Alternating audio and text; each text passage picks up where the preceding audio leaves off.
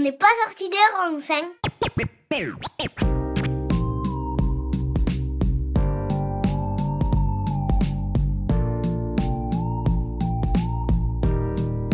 la galère.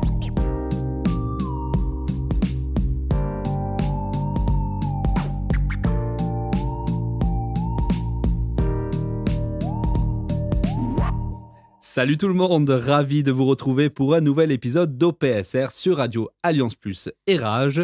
Et je suis toujours accompagné de mon acolyte Victor. Salut Victor. Salut Jordan. Bon, je te propose de démarrer l'introduction et après tu prends le relais ? Allez, c'est bon.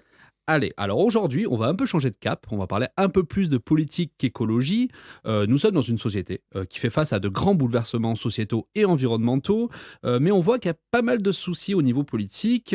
Par exemple, donc, notre gouvernement a été condamné pour une action climatique, il y a de très fortes abstentions aux dernières élections présidentielles, on évoque souvent des problèmes de représentation également, et ensuite il y a des actions de désobéissance civile qui sont en augmentation, ou enfin, il y a le recours croissant au 49.3, on en parlera un peu plus en détail après. Donc autant de choses qui décrivent un problème démocratique profond dans notre pays. Mais quels sont ces mots démocratiques et quels sont les moyens pour y remédier face à l'urgence environnementale et sociétale ? Je laisse Victor nous présenter notre invité qui va tâcher d'y répondre. Nous avons aujourd'hui le plaisir d'accueillir Mathilde Dimer. Salut Mathilde. Salut. Je vais rapidement détailler ton parcours pour te présenter aux auditeurs. Tu as pris part à de nombreuses actions environnementales et démocratiques, dont voici un listing non exhaustif. Tu as initié l'affaire du siècle, pétition en ligne de plus de 2 millions de votants qui a porté un recours contre l'État pour inaction climatique avec une plainte déposée en 2019. Et d'ailleurs, la faute a été reconnue de la part du tribunal administratif et une injonction à agir pour le gouvernement a été donnée. Tu as également travaillé sur les négociations internationales sur le climat, aboutissant notamment aux accords de Paris issus de la COP21. Tu as cofondé le mouvement des Gilets citoyens lors du mouvement des Gilets jaunes pour voir la démocratie autrement, tu pourras nous en parler également. Tu as également initié la Convention citoyenne pour le climat qui a découlé des Gilets citoyens et la primaire populaire, deux sujets que nous allons longuement aborder aujourd'hui. C'est donc un honneur que tu nous fais d'être présente à notre émission et nous te remercions beaucoup pour cela. Et je te propose de poursuivre ta présentation en répondant aux 3 questions d'introduction de cette émission qui sont: qui es-tu, que fais-tu et pour quelles raisons le fais-tu ? Alors d'abord, juste petite rectification, j'ai pas initié l'affaire du siècle. L'affaire du siècle, ça a été vraiment lancé par 4 ONG, Notre Affaire à tous, Greenpeace, Oxfam et la Fondation Nature et l'Homme, qui ont fait un boulot de dingue pour écrire sur le recours en justice. Moi, j'ai juste fait partie de celles et ceux qui ont soutenu en créant une vidéo qui a fait le buzz, en effet. On était 4 mains pour la réaliser, mais je n'étais pas à l'initiative de ce moment-là. Juste pour rectifier, parce que j'aime bien que le travail, et je pense notamment à Marie Toussaint, qui est la vraie initiatrice de ce projet-là, soit reconnu à ceux et celles qui les initient vraiment. Mais qui je suis ? C'est une grande question. Moi, je suis une personne qui aime croquer la vie, qui suis profondément inquiète des dérèglements climatiques et au-delà des dérèglements climatiques, de la chute de la biodiversité que je vois de manière de plus en plus palpable, la question de l'eau aussi qui m'habite beaucoup. Et du coup, je suis quelqu'un qui se réveille un jour sur deux en angoisse quand je pense aux chiffres, notamment donnés par le rapport du GIEC, et un jour sur deux où j'ai un enthousiasme fou de me dire il y a un monde à réinventer, et je trouve ça hyper enthousiasmant aussi parce que, pour être très honnête, le monde dans lequel on vit aujourd'hui, où les codes de réussite sont d'avoir une grosse voiture, un boulot qui paye le plus possible, c'est pas des codes de réussite qui, moi, me mettent le plus en joie. Je crois qu'il y a beaucoup plus de choses joyeuses dans d'avoir des relations profonde avec les gens et avoir le temps pour soi et pour les autres. Et donc, c'est plus vers ça que j'ai envie d'aller. Donc, je crois qu'il y a aussi beaucoup d'enthousiasme vers ça. Et très concrètement, du coup, aujourd'hui, j'ai à la fois une partie d'activité qui est dans la construction en bois et la menuiserie, et puis une autre partie qui est dans le militantisme, où je continue d'œuvrer notamment sur la question de la rénovation thermique des bâtiments, qui fait un petit peu le pont entre mes 2 activités aujourd'hui. Ok, très bien. C'est noté en tout cas pour la rectification. Tu as bien fait de la faire. Je te propose de parler dans un premier temps des 2 dispositifs auxquels tu as participé, notamment de la Convention citoyenne pour le climat. Est-ce que tu peux nous en parler un petit peu, nous expliquer l'organisation de ce dispositif, qui étaient les participants, comment ils étaient sélectionnés et au final, quelles sont les mesures qui en ont découlé ? Alors, la Convention citoyenne pour le climat, nous, on l'a portée avec les Gilets citoyens, qui était donc un collectif qui rassemblait des Gilets jaunes, des acteurs militants du mouvement écolo et des personnes qui sont actives sur la question de l'innovation démocratique. Et assez vite, en fait, quand le mouvement des Gilets jaunes a émergé, on s'est rassemblés pour se dire comment est-ce qu'on sort par le haut de ce moment-là, notamment comment est-ce qu'on évite le grand débat qu'on voyait arriver comme un grand enfumage de la part de l'Élysée pour calmer et mettre sous le tapis le mouvement social des Gilets jaunes. Assez vite, on a convergé vers cette idée d'assemblée de citoyens tirés au sort, en s'inspirant notamment de ce qui avait été fait en Irlande sur la question du mariage homosexuel ou de l'avortement. Et donc très concrètement, ça a consisté en quoi la Convention citoyenne pour le climat, qui est née après de multiples rencontres entre le collectif des Gilets citoyens, l'Élysée, le ministère de la Transition écologique, Matignon, où à chaque fois avec le collectif, on se rassemblait pour savoir quelles étaient nos lignes rouges, négocier avec l'Élysée, savoir est-ce qu'on y allait pas, pourquoi, pour quelles raisons. Je passe les détails de ce moment-là. Le plus intéressant, c'est comment ça s'est passé et qui étaient ces 150 et à quoi est-ce qu'on est arrivé. Les 150 citoyens, ils ont été tirés au sort. Concrètement, ça s'est passé comment ? Il y a plusieurs centaines de numéros de téléphone qui ont été appelés générés de manière complètement aléatoire, évidemment sous le contrôle d'un huissier, par un opérateur qui était Harris Interactive, qui est un institut de sondage. Et ensuite, ces numéros ont été appelés un par un. Et on avait, pour choisir les gens, 6 critères qu'on avait mis en place sur lesquels on voulait que les 150 soient représentatifs de la société française. Il y avait un critère d'âge, il y avait un critère de sexe, de niveau de diplôme, de catégorie socio-professionnelle, de zone géographique.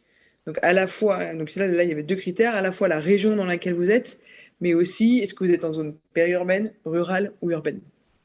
Et sur ces 6 critères-là, on avait parmi les 150 la même proportion sur chacun de ces critères que dans la société française en général.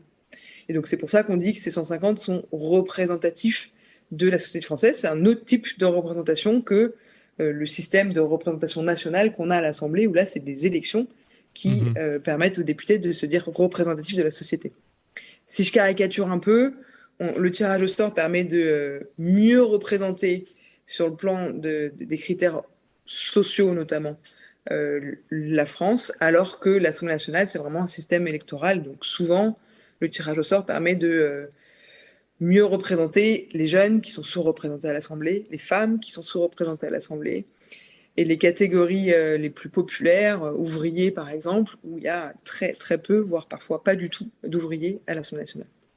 Donc ces 150 citoyens ont été tirés au sort, ils se sont réunis à 7 reprises, pendant lesquelles ils ont débattu évidemment entre eux, mais pendant lesquelles aussi ils ont pu entendre des experts, des entreprises, des acteurs venant du monde associatif, tout un panel d'acteurs qui a pu leur montrer la complexité du sujet qu'ils devaient aborder. Concrètement, comment ça s'est passé ? La première session a été celle du diagnostic scientifique. On a demandé à Valérie Masson-Delmotte, qui est une scientifique du GIEC, de venir présenter ce que disent les scientifiques du monde entier aujourd'hui sur la question climat. En gros, où on en est sur cette question-là pour qu'ils aient un peu les bases de ce que dit la science. Cette première session, elle a été vécue comme une véritable claque, baffe, électrochoc. C'est les mots que les 150 ont utilisés eux-mêmes à cette session-là. Parce que beaucoup d'entre eux, à part les climato-sceptiques qui étaient là, beaucoup d'entre eux avaient, oui, conscience qu'il y avait un problème avec le climat, mais pas du tout du niveau d'urgence et pas du tout du niveau de changement que ça implique dans nos modes de vie. Et donc pour eux, ça a été une véritable claque de comprendre que c'était beaucoup plus grave et beaucoup plus urgent que ce à quoi ils s'attendaient. Et puis des personnes climato-sceptiques ont évolué au fur et à mesure du temps et qui n'étaient plus à la fin du processus.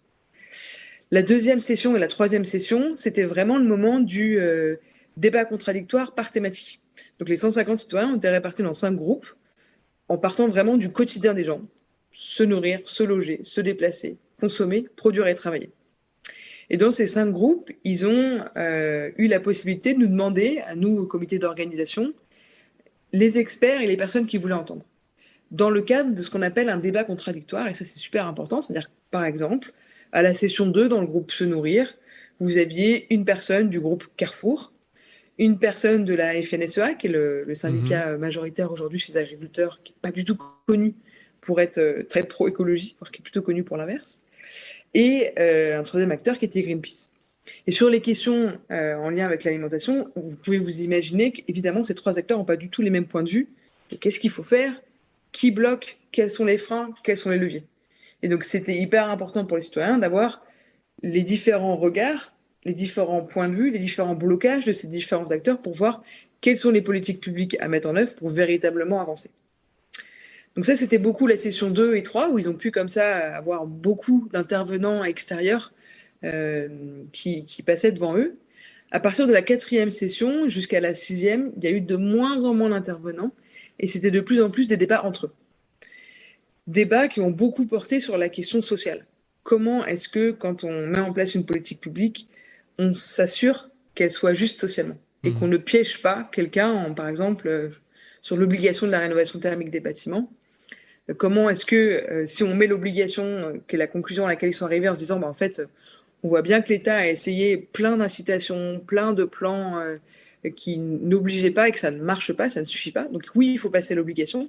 Par contre, si on va sur le plan de l'obligation, comment est-ce qu'on permet aux gens de ne pas être piégés, de ne pas être bloqués en ayant un système d'aide sociale, que ce soit des prêts à taux zéro, des prêts garantis par l'État, des subventions qui permettent aux gens d'avancer sur cette voie-là. Donc beaucoup de débats sur la question sociale, et la 7e session, c'est celle où ils ont pu voter les différentes propositions. Il y en avait 149 en tout qui sont allés jusqu'à cette dernière session. Voter et aussi décider quelles sont celles qu'ils voudraient voir passer au référendum. Et ils ont décidé, sur 149 mesures, de demander au président de la République d'en faire passer 3 au référendum.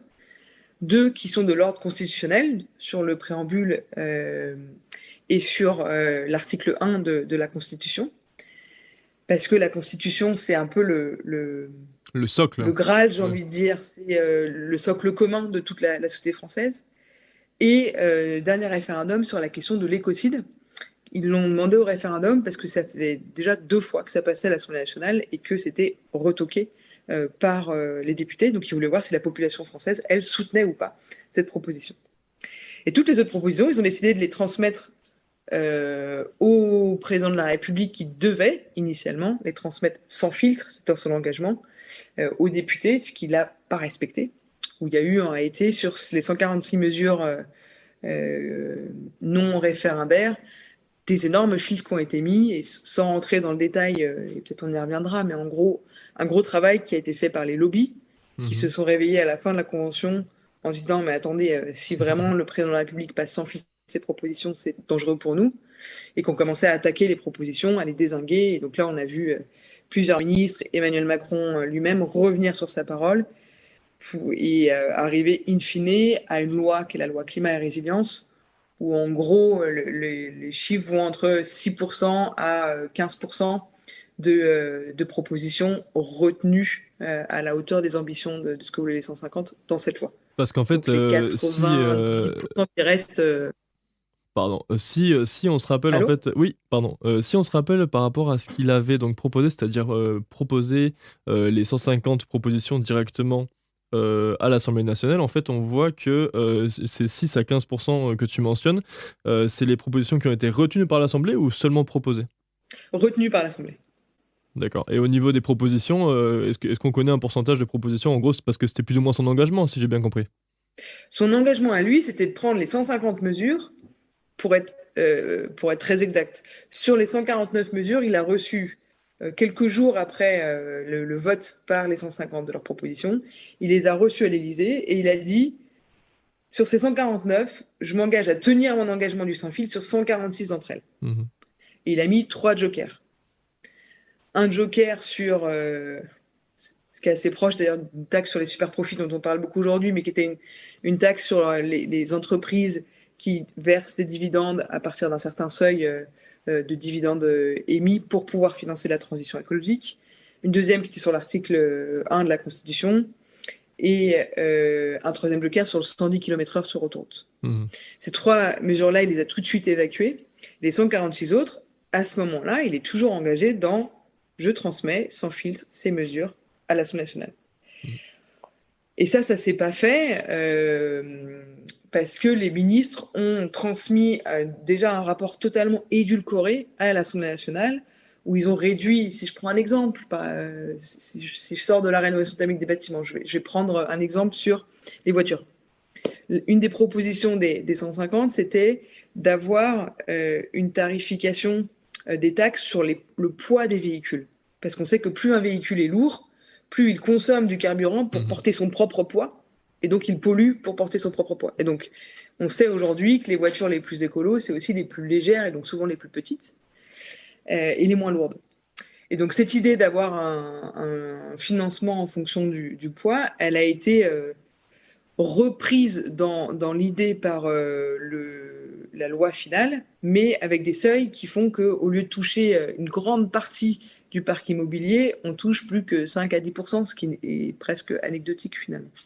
Donc à chaque fois, c'est la même dynamique, c'est que soit les propositions sont soit complètement retoquées, soit elles sont prises, mais en grande partie vidées de leur substance et surtout de leur impact sur la question climatique ou sur la question sociale. D'accord, et donc ça, on y reviendra un peu plus en détail, en gros, sur vraiment la partie démocratique, en tout cas, de cette idée de la Convention citoyenne pour le climat. En tout cas, si je peux retenir juste juste 2 points principaux de ce que tu as mentionné, c'est quand même la formation, en gros, des acteurs et des personnes par des intervenants qui sont experts, qui sont experts sur le sujet, et également un respect de la proportion française sur ce panel. Je laisse Jordan parler un petit peu de la primaire populaire. Oui, il n'y a pas de souci, je vais prendre le rôle. Ouais, dis-moi Mathilde. Juste plus qu'expert, c'est vraiment ce qui est important, c'est l'idée d'un débat contradictoire entre des acteurs qui ne parlent pas du même endroit.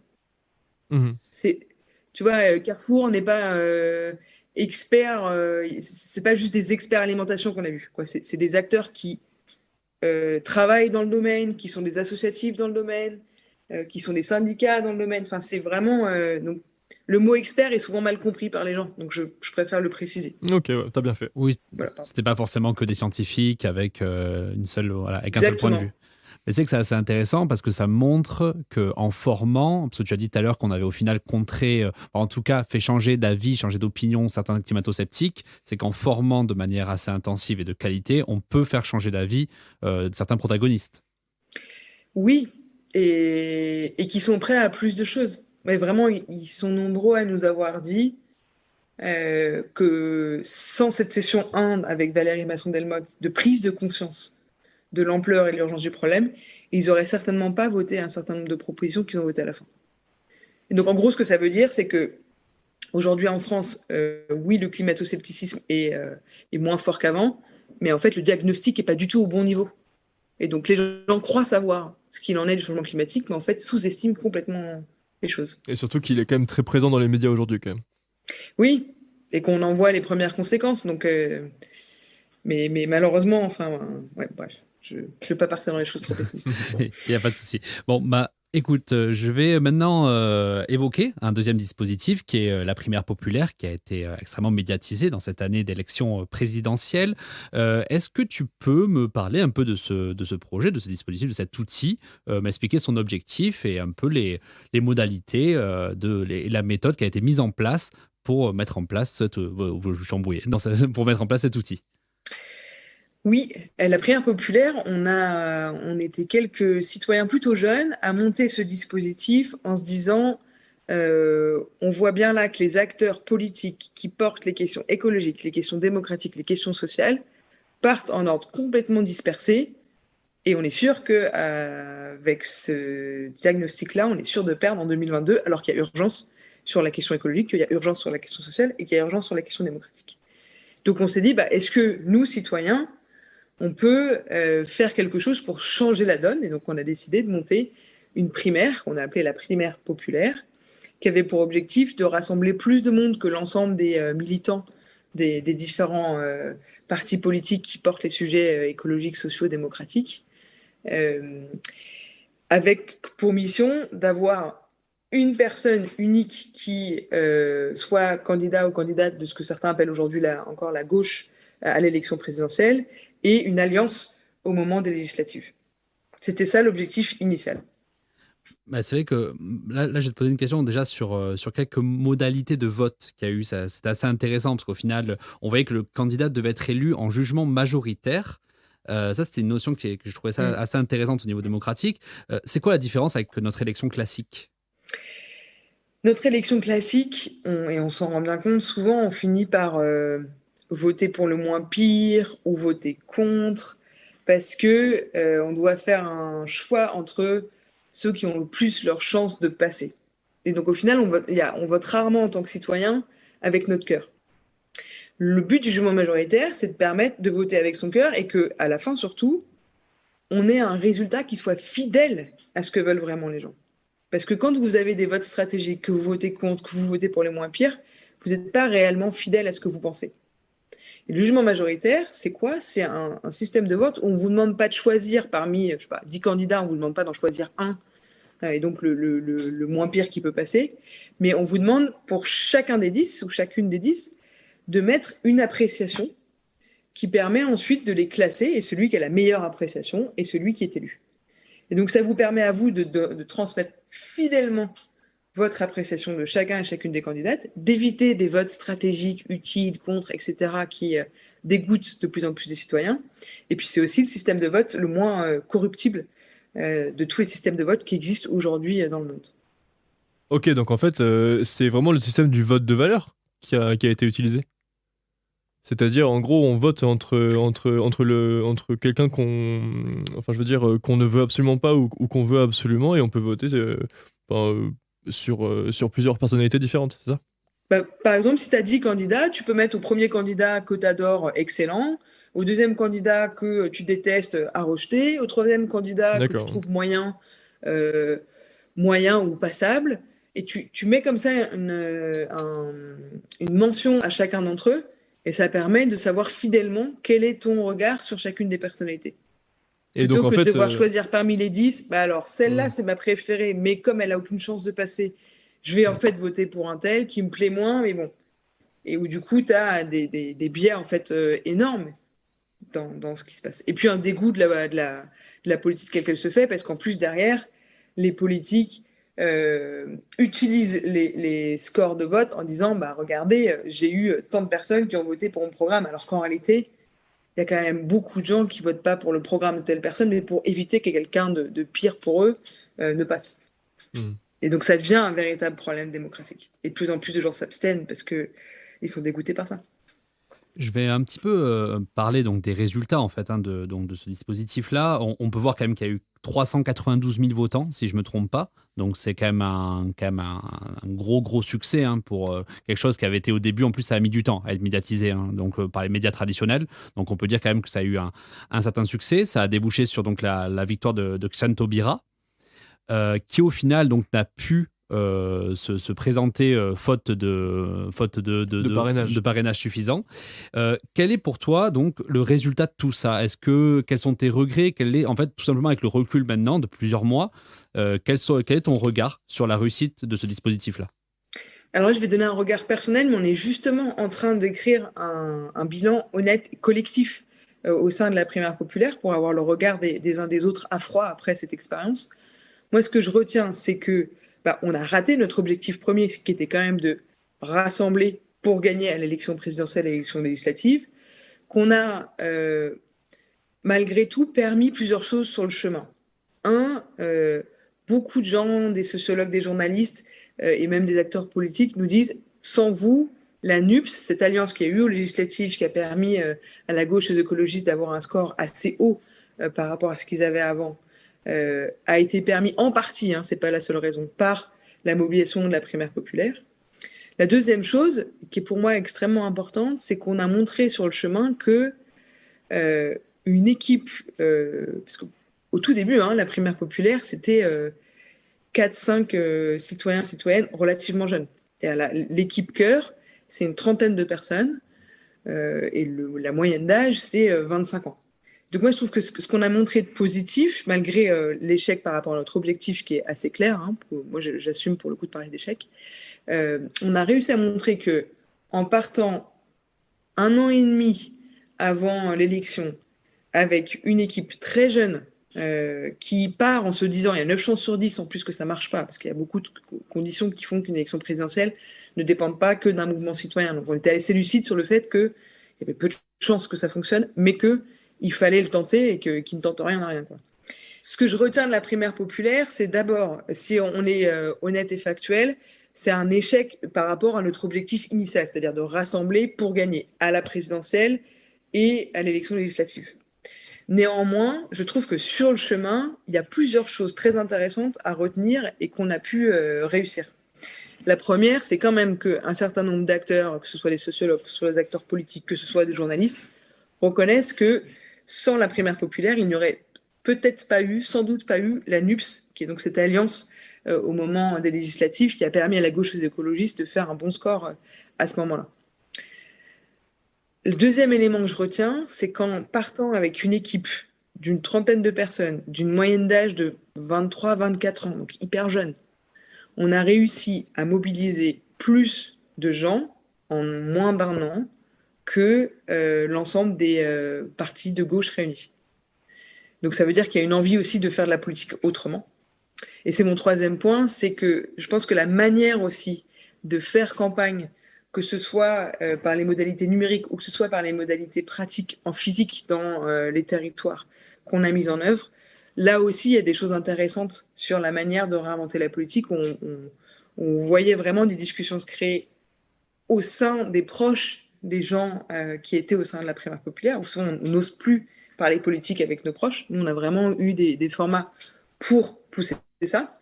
Et puis, sur le terrain, on avait des gilets jaunes, des communistes, des socialistes, des écolos, des abstentionnistes, des jeunes, des vieux qui militaient ensemble, concrètement, sur le terrain, et ça se passait très bien. Donc ça, je pense que ça fait partie des choses qui sont intéressantes à garder de manière positive de la primaire populaire. Après, je pense que l'échec, il s'explique par des erreurs qu'on a pu faire nous, et il y en a eu un certain nombre, et puis aussi le cadre politique dans lequel on était. Et dès le début, on s'est lancé en se disant qu'il y avait 9 chances sur 10 que ça ne marche pas, mais que qui ne tente rien n'a rien. Et donc on s'est dit que pour nous, c'était important de montrer que c'était pas normal que les acteurs politiques qui portent l'urgence écologique, qui portent l'urgence sociale, qui portent l'urgence démocratique fassent une croix comme ça sur 2022 en y allant complètement dispersés. Comment ça se fait que la primaire populaire s'est rangée derrière Jean-Luc Mélenchon au final parce que c'est vrai qu'au final, d'après mes souvenirs, c'était Jadot qui avait fini deuxième, je crois, derrière Taubira. Et du coup, ça, c'est une question que ça m'avait intrigué. Pour être totalement honnête, je suis assez mal à l'aise de répondre parce que moi, c'est le moment où je suis partie. Ok, bon. Et donc, j'ai pas envie de taper sur sur les copains, mais comment vous répondre Non, mais alors, moi, je te propose de répondre à une dernière question sur le sujet pour éviter de te mettre mal à l'aise. Oui, t'inquiète pas. Est-ce que, en fait, quand on voit que la NUPES s'est créée notamment par rapport à ça, comme tu l'as dit, et qu'en fait, on n'a pas réussi vraiment à faire cette union pour les présidentielles, est-ce qu'en fait, on peut tout simplement résumer ce qui s'est passé à des problèmes d'ego ? Évidemment qu'il y a des enjeux d'ego, mais pas que. La raison principale qui fait que en 2022, ils sont partis chacun de leur côté, c'est que la plupart des partis politiques avaient fait une croix sur la possibilité de gagner cette élection. Tout simplement. Et du coup, ils étaient tous en train de préparer 2027, donc l'élection présidentielle à venir. Et pour la préparer correctement, le jeu dans ces cas-là, qui est un jeu assez cynique, mais c'est de savoir qui est le plus fort, qui a le leadership au sein de la gauche et des écologistes. Et donc c'était ça, cette bataille. Et pendant un temps, les écologistes pensaient pouvoir passer devant la France insoumise. La France insoumise voulait absolument garder le leadership pendant la présidentielle. Les socialistes voulaient remonter la pente. Et donc c'est plus cette dynamique-là, en fait, qui ont joué, qu'uniquement des histoires d'ego. Évidemment que ça joue, mais je suis pas sûre que ce soit l'élément majeur comparé à des enjeux de véritable victoire et puis aussi des enjeux de financement. C'est qu'en récupérant le leadership, vous récupérez le leadership sur l'accord législatif qu'il y a derrière. Et c'est là, en réalité, qu'il y a beaucoup d'argent qui vont ensuite vers les partis, parce que chaque député reverse une indemnité au parti auquel il est... il est affilié. Ouais, exactement. Ok, très bien. Merci beaucoup pour ta réponse. Je te propose de faire une petite pause musique et on revient dans 3 minutes. À tout à l'heure, merci. Ça marche. Sitting in the morning sun, I'll be sitting when the evening comes, watching the ships roll in, and then I'll watch them roll away again. Yeah, I'm sitting on the dock of the bay, watching the tide roll away. Ooh, I'm just sitting on the dock of the bay, wasting time. I left my home in Georgia, headed for the Frisco Bay. 'Cause I've had nothing to live for, and look like nothing's gonna come my way. So I'm just gonna sit on the dock of the bay, watching the tide roll away. I'm sitting on the dock of the bay, wasting time. Look like nothing's gonna change. Everything still remains the same. I can't do what 10 people tell me to do, so I guess I'll remain the same. Listen, sitting here resting my bones, and this loneliness won't leave me alone. Listen, 2,000 miles I roam just to make this dock my home. Now I'm just gonna sit at the dock of a bay, watching the tide roll away. Ooh, I'm sitting on the dock of a bay, wasting time.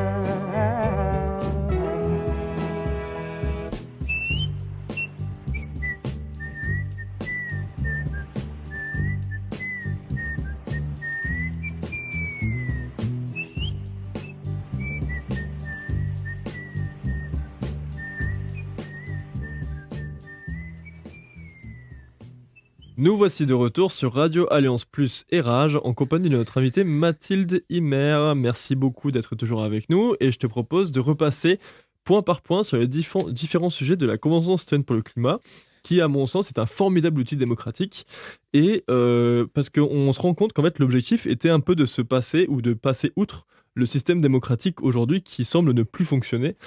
Quels sont selon toi les principaux indicateurs de notre démocratie malade ? Le premier, c'est évidemment l'abstention, hein, le fait que les gens ne souhaitent plus participer à ce qui est le cœur du modèle démocratique représentatif aujourd'hui, qu'est l'élection. C'est quand même un signal extrêmement important. Le deuxième signal, c'est la place que prennent un certain nombre d'acteurs économiques qui, parfois, ont plus finalement de poids dans les décisions que l'intérêt général. Donc les intérêts privés passent de plus en plus devant l'intérêt général. Et si on regarde des sondages, par exemple, il y a des moments où il y a une majorité de Français écrasante qui est contre une proposition, une mesure, et pourtant elle va passer parce qu'un certain nombre d'acteurs économiques et de lobbies ont un intérêt à ce qu'elle passe. Et ça, à mon sens, c'est quand même tordre la démocratie de manière assez forte. Et c'est de plus en plus documenté. C'est pour ça que moi je parle d'une démocratie qui est dans une tendance oligarchique forte en France aujourd'hui. Ça ne veut pas dire que je suis en train de dire qu'on est en dictature. Oligarchie, dictature et démocratie sont 3 systèmes bien différents, mais que quand même notre démocratie est aujourd'hui extrêmement malade et avec une tendance oligarchique de plus en plus forte dans notre pays. Donc oligarchique, si je définis rapidement, en gros, c'est le pouvoir aux personnes les plus aisées financièrement, en gros, ça.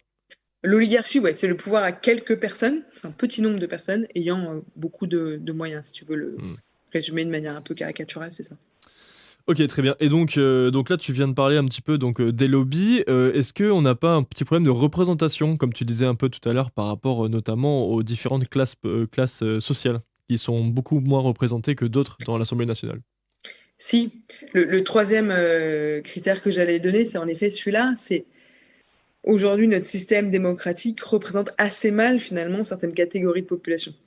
Quand on regarde une photo de l'Assemblée nationale, ça saute assez facilement aux yeux que il n'y a pas beaucoup de jeunes, qu'il y a moins de femmes dans l'Assemblée nationale que dans la population en général, et qu'il y a très peu de catégories socio-professionnelles dites populaires. Je prends par exemple les ouvriers. Dans la mandature précédente, il y avait 0 ouvrier à l'Assemblée nationale, alors que c'est 15 à 20% de la population française. Et donc forcément, quand ce sont des gens qui sont éloignés de certains vécus d'une partie de la population, bah, ça passe à la trappe. Et donc, on a des mouvements sociaux type Gilets jaunes derrière qui vont émerger. On a des gens qui sont en grande précarité, qui ne croient plus à la politique parce qu'elle n'a pas plus de prise sur leur vie, quoi. Alors, justement, là, tu as évoqué l'Assemblée nationale, j'aimerais bien qu'on s'y attarde un petit peu plus. À la base, le concept de l'Assemblée nationale, c'est quand même un concept qui est bien pensé. On a quand même des représentants de chaque endroit de la France, du plus rural au plus urbain, qui donc se retrouvent régulièrement au sein d'une assemblée pour voter les lois. On a aussi un contre-pouvoir qui est le Sénat pour essayer un petit peu d'équilibrer tout ça. Qu'est-ce qui s'est passé entre la conception de ce système qui en fait semble entre guillemets assez intéressant démocratiquement pour en arriver au problème actuel? Alors d'abord, il y a, et ça c'est documenté depuis très longtemps, puisque les philosophes grecs le posaient déjà, il y a de base un biais dans l'élection. L'élection en elle-même favorise les catégories socio-professionnelles les plus élevées et les plus éduquées. C'est pas acquis pour tout le monde de savoir parler en public, d'avoir les moyens de s'arrêter à un moment de sa vie pour faire une campagne, pour pouvoir être élu. Bien sûr. Et donc, ça favorise certaines catégories de population qui peuvent se permettre ces choses-là. Et c'est pour ça, par exemple, que quelqu'un comme Aristote, mais c'est vrai aussi de Montesquieu ou d'autres, disait assez clairement que l'élection, c'était pas la démocratie pour eux, c'était l'aristocratie. Et que la démocratie, pour eux, c'était le tirage au sort. Et c'est vraiment pour cette raison-là, c'est que le biais de l'élection, c'est celui-ci. Pour autant, moi, je pense qu'il ne faut pas jeter l'élection à la poubelle. Je pense qu'aujourd'hui, l'élection doit être... il doit y avoir des compléments à l'élection si on veut que notre démocratie ne vacille pas totalement et ne s'effondre pas totalement. Qu'est-ce qui s'est passé pour qu'on en arrive là, au-delà du fait qu'il y a ce biais dans l'élection elle-même? C'est aussi qu'en France, on a un pouvoir extrêmement centralisé au niveau de l'Élysée et du président de la République. Il y a d'autres systèmes, je pense par exemple à l'Allemagne ou en Espagne, où l'Assemblée nationale a un véritable pouvoir. Et donc les députés qu'on élit sont vraiment ceux qui décident in fine la loi. En France, on a un système un petit peu différent où, en théorie, c'est ça, sauf qu'en fait, le président de la République et l'exécutif, avec le Premier ministre ou la Première ministre, ont toujours une certaine marge de manœuvre, notamment avec le 49.3, mais aussi avec un fort pouvoir de nomination, avec le rôle aussi de chef des armées que peut avoir le chef d'État. Donc beaucoup de pouvoir centralisé dans les mains d'un seul homme, ou de deux si on prend le Premier ministre aussi avec. Donc ça, c'est quelque chose qui est extrêmement problématique, a fortiori, depuis le moment où on a changé le calendrier de l'élection législative, qui vient juste après l'élection présidentielle. Et donc souvent, ce qui se passe, jusqu'ici, avant la dernière élection, les Français donnaient une majorité au nouveau président élu. Et ça crée du coup une assemblée qui ne vient qu'enregistrer finalement les propositions de loi déposées par l'exécutif. Oui, ce qu'on a vu, la par troisième exemple... chose qui s'est passée, et pour moi c'est presque la plus importante, c'est la place des acteurs économiques, des lobbies et de quelques personnes avec un capital financier très élevé qui ont de plus en plus de pouvoir sur les décisions et sur les contre-pouvoirs. On prend par exemple dans le monde des médias, qui est un véritable contre-pouvoir depuis tout le temps. Aujourd'hui, on a 90% des médias qui appartiennent à une dizaine de milliardaires français. Ça aussi, c'est une manière d'avoir un impact sur les décisions qui sont prises par les pouvoirs publics. Je prends un autre exemple de cet impact-là, c'est que les acteurs économiques s'étant mondialisés, il y a souvent un chantage qui est fait par certaines multinationales au pouvoir public français en disant bah, écoute, soit tu baisses les impôts pour moi, soit je délocalise à l'autre bout du monde parce que ça me coûtera moins cher. Et donc cette espèce de chantage, il fait que les multinationales finalement payent moins d'impôts en France que le petit artisan ou les petites boîtes qui, elles, respectent le cadre légal tel qu'il est pensé par les députés et l'exécutif. Et donc, alors ce qui est un point très important aussi, alors c'est la formation, en tout cas ce qu'on retient de la Convention citoyenne, c'est donc la formation et donc ce que tu disais tout à l'heure, les échanges contradictoires pour les citoyens, les votants et les élus. Est-ce qu'aujourd'hui c'est une chose primordiale quand on voit qu'on a récemment demandé donc à cette même Valérie Masson-Delmotte d'intervenir à l'Assemblée et qu'il y a eu, je me souviens plus du pourcentage, mais un pourcentage assez ridicule de députés présents et donc formés. Oui, c'est un gros enjeu. Et je pense que les députés, peut-être encore plus que la majorité des Français, ont l'impression de savoir sur ce sujet. Enfin, c'est ça qui est compliqué avec cette question du climat, et c'est vrai aussi pour les fondements de la biodiversité, c'est que les gens ont l'impression de savoir, parce qu'on en entend parler beaucoup. Sauf que c'est plus grave quand c'est les députés, parce que c'est eux qui votent les lois à un moment. Donc moi, je trouve ça extrêmement grave de voir un certain nombre d'entre eux traîner des pieds pour aller se former, d'autant plus qu'on sait, avec certains sondages qui sont faits par l'ADEME, qu'en réalité, nos élus sont plus climato-sceptiques que la moyenne des Français.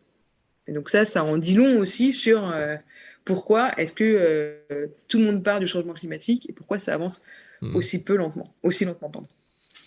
Ok, alors je vais un peu changer un petit peu de volet. J'ai pris un exemple des jurés, notamment donc avec un anonymat et en gros un vote sous couvert du secret, donc notamment dans les assises. Est-ce que une dépersonnalisation de la vie politique est nécessaire selon toi, ou un anonymat certain de ceux qui nous gouvernent? Un anonymat, peut-être pas. Je pense qu'il y a un équilibre à retrouver. Là, aujourd'hui, on est dans un système qui hyper personnalise, où en gros, on a l'impression d'élire notre sauveur ou notre roi, selon comment tu vois les choses, tous les 5 ans. Et puis, au bout d'un an et demi, 2 ans, la grande majorité des Français ont la gueule de bois. Et donc, ce système-là ne fonctionne pas. En fait, il est trop simpliste. C'est trop facile de croire qu'un homme va nous sauver parce qu'il serait le plus brillant d'entre nous, le meilleur d'entre nous. Aujourd'hui, les enjeux auxquels on doit faire face sont beaucoup trop complexes pour ça. Et j'ai oublié ta question au passage. Non, mais en fait, est-ce que dépersonnaliser la vie politique, c'est nécessaire aujourd'hui? Ah oui. Donc oui, de ce point de vue-là, c'est nécessaire qu'il y ait une dépersonnalisation et moins de pouvoir dans les mains d'un seul homme qui est le président de la République. Moi, je suis pour qu'on ait un système où les parlementaires aient plus de pouvoir. Pour autant, je ne sais pas s'il faut aller vers de l'anonymat total, dans le sens où c'est important pour moi qu'il y ait quand même une redevabilité des gens qui votent les lois, et donc qu'on puisse quand même les interpeller, savoir qui ils sont. Moi, ça me semble utile. Mais encore une fois, là, je parle du système électoral. Je pense qu'il y a d'autres systèmes complémentaires qui peuvent s'imaginer, où là, l'anonymat peut parfois avoir du sens.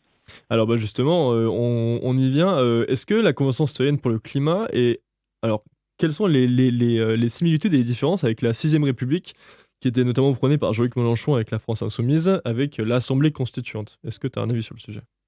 Pour être très honnête, leur constituante, à mis à part dire qu'il y a envie d'une constituante, il n'y a pas tellement de détails qui est donné par LFI aujourd'hui sur les modalités.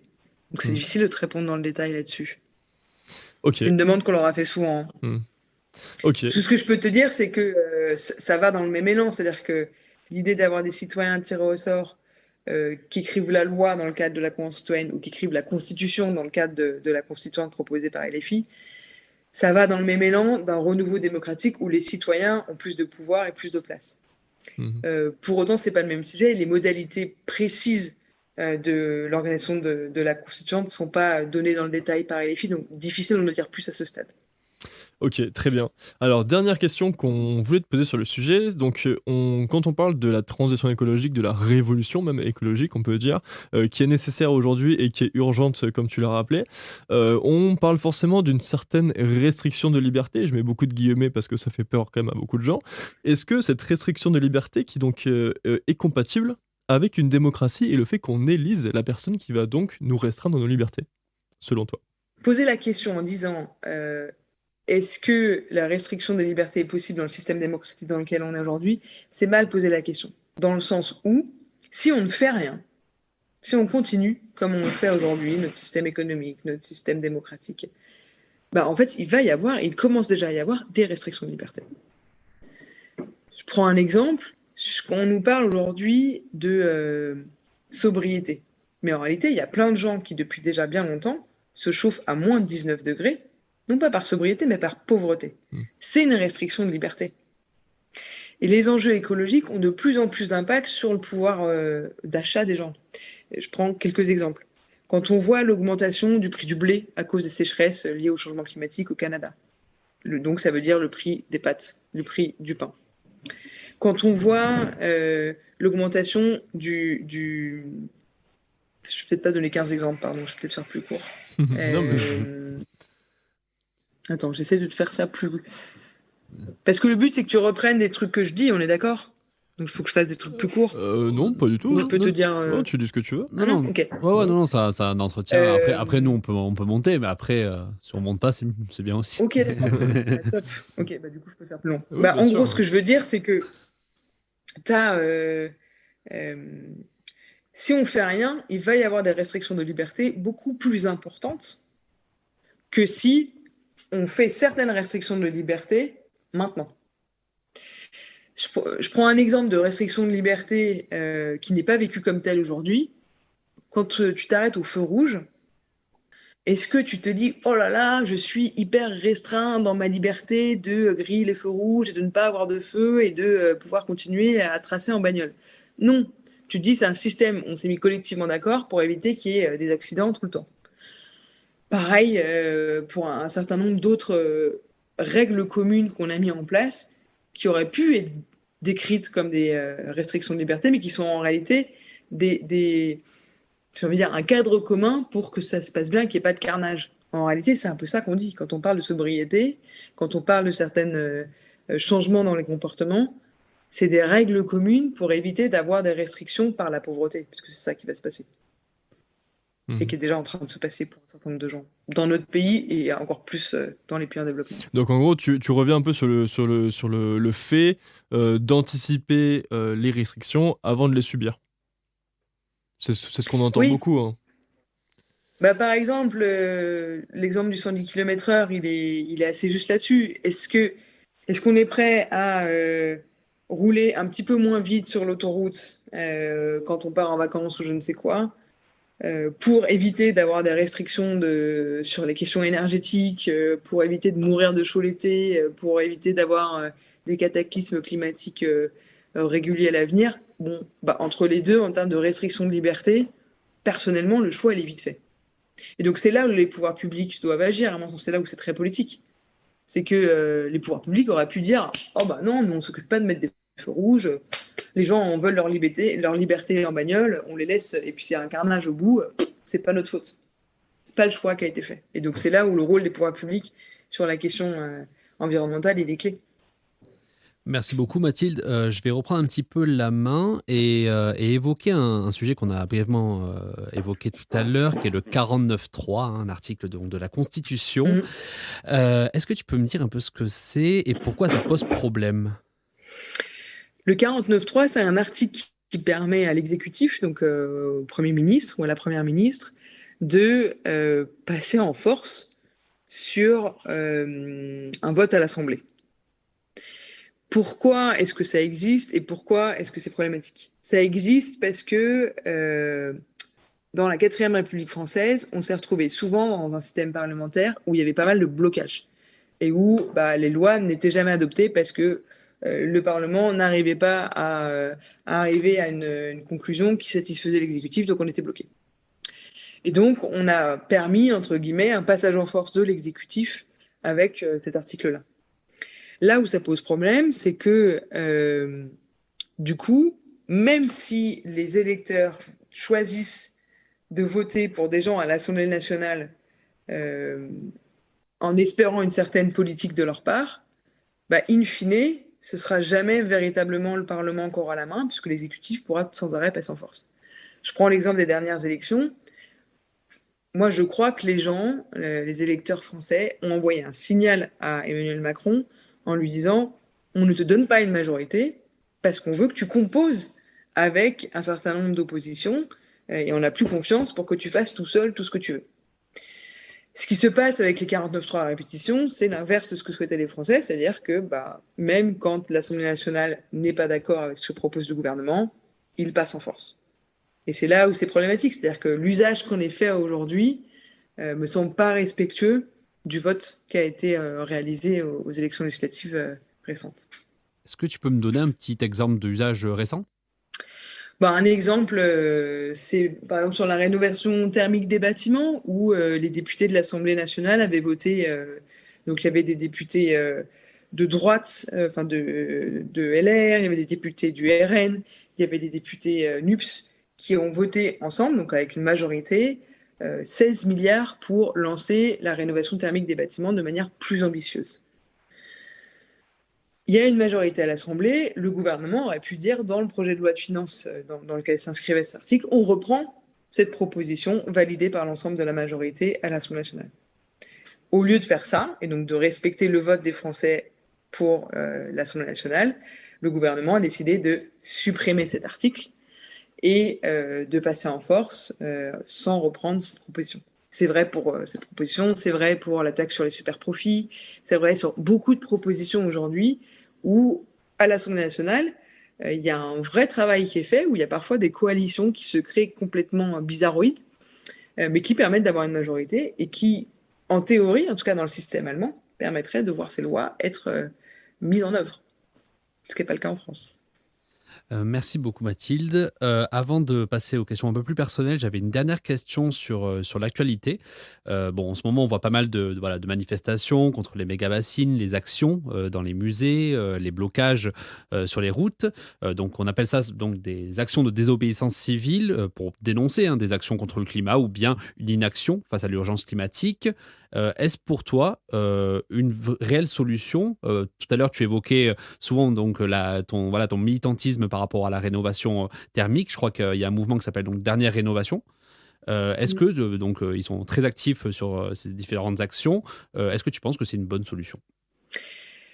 Moi, je suis contre toute modalité violente. En revanche, je pense que la désobéissance civile, c'est un des outils qui a permis le plus d'avancées sociétales, sociales, écologiques dans le monde.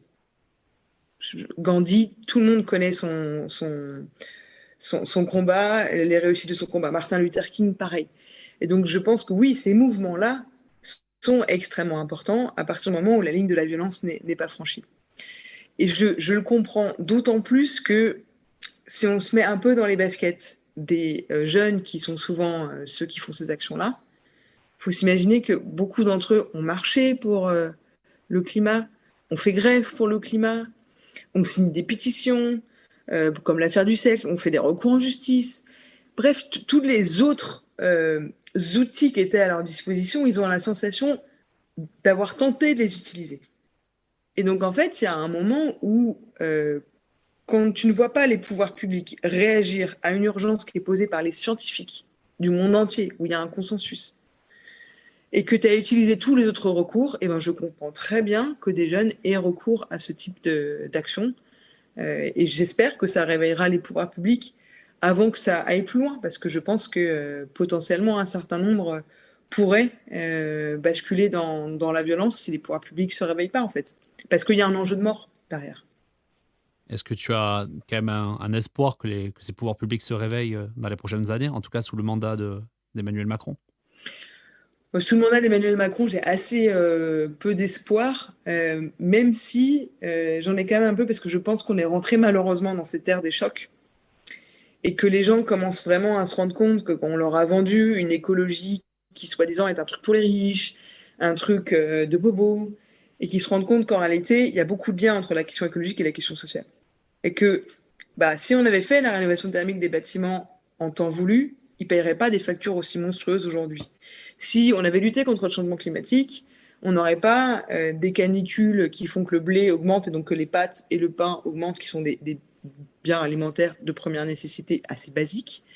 On n'aurait pas des prix au litre en termes d'essence aussi faramineux si on avait anticipé cette dépendance aux énergies fossiles, qui est quelque chose qui est porté par les écologistes depuis des dizaines et des dizaines d'années. Et donc, je pense que le piège est malheureusement en train de se refermer sur les gens. Et donc, j'ai l'espoir que les gens prennent conscience qu'en fait, s'ils veulent demain avoir du pouvoir d'achat, s'ils veulent pouvoir avoir une vie heureuse, la rénovation thermique et toutes les autres mesures, donc la transition écologique au sens le plus large, c'est ultra nécessaire et c'est bon pour la grande majorité des gens. Mais je ne crois pas qu'Emmanuel Macron, par son simple bon vouloir, fera quelque chose. Non. Bon je te remercie Mathilde. Maintenant, on va partir donc sur les questions personnelles pour clôturer cette interview. Donc ça, c'est des questions un peu plus légères. Déjà, est-ce que tu as une œuvre à conseiller à nos auditeurs? C'est une bonne question. Ça peut être un livre, un film, tout ce que tu veux. Je pense que c'est plus l'œuvre en général d'André Gorz sur les questions écologiques qui, pour moi, a depuis bien longtemps mis le doigt sur l'enjeu du modèle économique et la question écologique. Et si je devais en citer un autre, il y a évidemment le rapport du Club de Rome qui donne plusieurs scénarios, donc qui est sorti dans les années 70 et qui déjà à ce moment-là donnait différents scénarios qui sont assez concordants avec ce qu'on vit aujourd'hui et qui posait la question: faut-il mettre fin à la croissance? Oui, c'est que maintenant Et il y a ça, je trouve que cette piste de réflexion, elle est intéressante à creuser. une version qui a été traduite, hein, donc je pense que c'est assez facile de la retrouver maintenant. Oui, Est-ce exactement. que tu as une personnalité publique qui t'inspire? Bon, oui, il y en a plusieurs, des personnalités publiques qui m'inspirent. Il y a beaucoup de gens aussi qui sont pas des personnalités publiques qui m'inspirent. Des gens qui font, c'est bête, hein, mais les affouages en forêt, ça m'inspire énormément. C'est ces gens qui font au quotidien peut-être plus que ce que les gens qui parlent à la télé font. Mais si tu me prends en personnalité publique, moi, il y a peut-être 2 personnes. Il y a Cyril Dion, avec qui j'ai beaucoup bossé sur la Convention, sur l'affaire du siècle, qui m'inspire beaucoup. Et puis Camille Etienne, qui, je trouve, a réussi vraiment à trouver une place dans l'écosystème qui fait du bien et qui interpelle vraiment les pouvoirs publics en gardant... je trouve une certaine fraîcheur malgré les heures et les heures de boulot de militantisme qu'elle a dans les pattes. Bah en fait, je trouve Parce que ça, parfois, ça fatigue. ouais, je trouve ça assez fort parce qu'elle arrive à garder son authenticité dans les médias traditionnels quand elle passe, par exemple, sur France 2, où elle arrive à vraiment...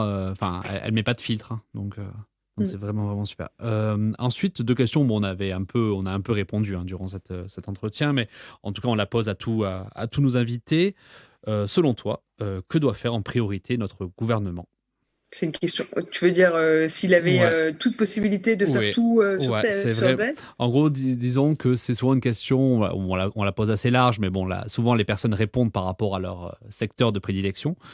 Disons que toi, Emmanuel Macron doit faire quelque chose en priorité dès demain. Qu'est-ce que ça serait en faveur de... Bah, si c'était dès demain dans le contexte de crise énergétique avec l'hiver qui arrive, pour moi, la mesure la plus urgente, c'est de mettre en place un grand plan de rénovation thermique des bâtiments à court terme. Ça, je pense que vraiment, ça crée de l'emploi local. Ça fait des factures qui diminuent pour les gens et c'est bon pour l'écologie. Il n'y a aucune raison que ça ne se mette pas en place, mis à part le lobby bancaire qui bloque. Donc ça, ce serait vraiment la mesure d'urgence dans le contexte dans lequel on est. Après, de manière plus globale sur la question démocratique, moi, je l'inviterais à faire passer à nouveau l'intérêt général avant l'intérêt particulier d'un petit nombre de milliardaires qui aujourd'hui ont trop de place vis-à-vis des pouvoirs publics, vis-à-vis des médias, vis-à-vis de l'ensemble des contre-pouvoirs de notre système démocratique et qui est en train de bouffer notre démocratie. Et en fait, je pense que c'est gravissime parce que les gens vont se détourner de plus en plus du modèle démocratique et risquent de potentiellement soutenir des pouvoirs, des modalités de pouvoir de type dictature. Et en ça, on a vu très bien ce que ça donne de manière assez systématique, qui sont la guerre et des morts. Et personnellement, j'ai pas envie de ça. Et que devons-nous faire en tant que citoyens en priorité? C'est-à-dire, par exemple, donc là, nous, on a évoqué un peu le militantisme, on évoque souvent le consumérisme. Quelle est, selon toi, la priorité pour un citoyen lambda? Peut-être si j'en rajoute une pour Macron, c'est réguler la publicité. Ah ouais. Où je pense et c'était une des propositions des 150 citoyens tirés au sort, mais je la trouve vraiment très importante parce que elle nous invite à changer de modèle. On ne peut pas demander aux gens à la fois de consommer moins, de faire attention à l'environnement et en même temps leur mettre de plus en plus de publicité pour des produits dégueulasses devant les yeux. En fait, il y a une incohérence totale entre ces 2 messages. Et donc dire en même temps sobriété et voir de plus en plus d'écrans lumineux qui diffusent la publicité, les gens ne peuvent pas comprendre le message de manière claire que vous envoyez. Et ça, je trouve que ça aurait vraiment un énorme impact sur le consumérisme. Et au niveau des gens, moi, je les inviterais d'abord à se poser la question de de quoi ils ont vraiment besoin pour être heureux, en regardant pas que les éléments matériels, mais aussi les éléments en dehors du matérialisme.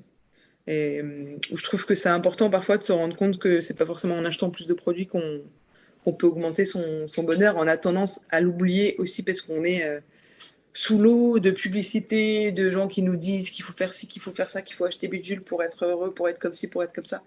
Et en fait, je pense que ça nous fait beaucoup de mal et que c'est pas forcément la voie pour être plus heureux. Donc se questionner sur de quoi j'ai vraiment besoin pour être heureux dans la vie.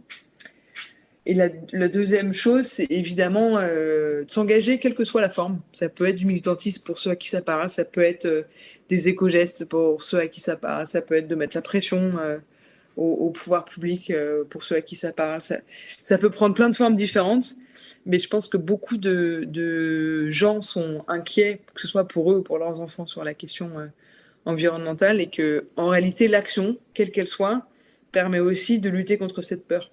Et si on lutte pas contre cette peur, souvent, on tombe dans le déni. Et ça, c'est la pire chose. Parce que, du coup, vous faites rien face aux problèmes qu'on doit tous collectivement affronter.